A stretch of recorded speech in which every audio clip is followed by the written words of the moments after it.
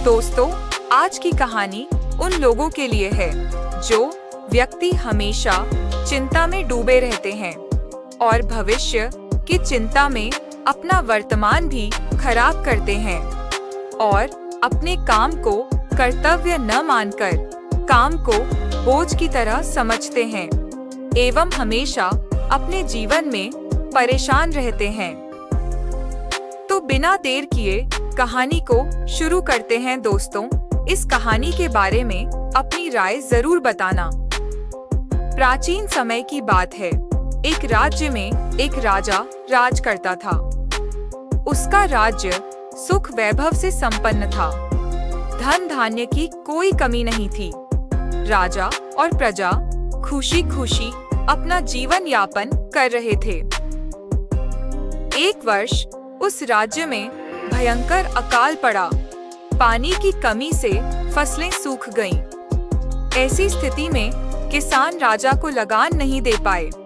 लगान प्राप्त न होने के कारण राजस्व में कमी आ गई और राजकोष खाली होने लगा।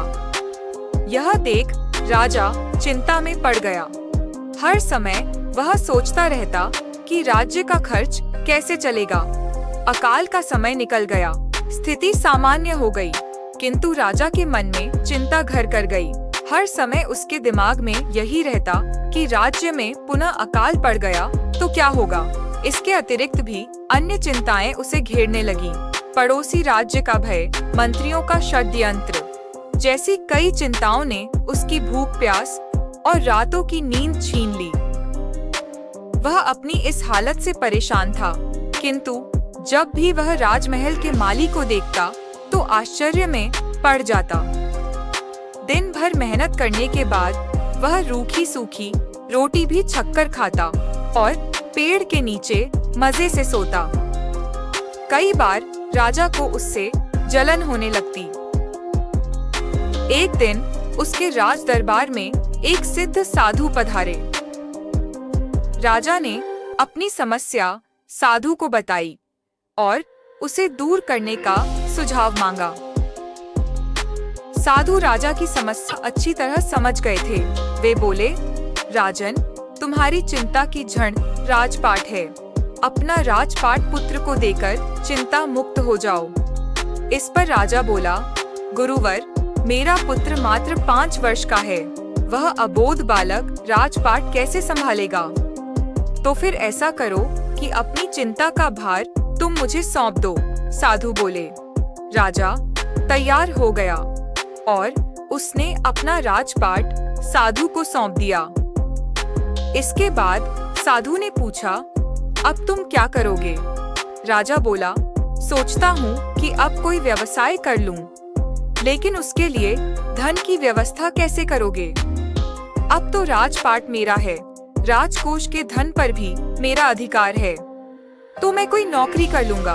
राजा ने उत्तर दिया, ये ठीक है, लेकिन यदि तुम्हें नौकरी ही करनी है तो कहीं और जाने की आवश्यकता नहीं, यही नौकरी कर लो। मैं तो साधु हूँ, मैं अपनी कुटिया में ही रहूंगा। राजमहल में ही रहकर मेरी ओर से तुम ये राजपाट संभालना। राजा ने साधु की बात मान ली और साधु की नौकरी करते हुए राजपाट संभालने लगा। साधु अपनी कुटिया में चले गए।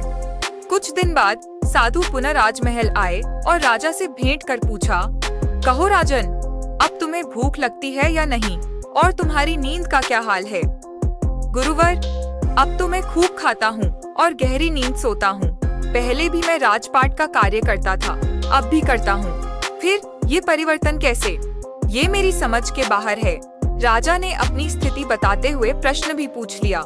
साधु मुस्कुराते हुए बोले, राजन, पहले तुमने काम को बोझ बना लिया था और उस बोझ को हर समय अपने मानस पटल पर ढोया करते थे, किंतु राजपाट मुझे सौंपने के उपरांत तुम समस्त कार्य अपना कर्तव्य समझकर करते हो, इसलिए चिंता मुक्त हो।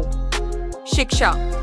दोस्तों, जीवन में जो भी कार्य करें अपना कर्तव्य समझकर करें, न कि बोझ समझकर। यही चिंता से दूर रहने का एकमात्र उपाय है।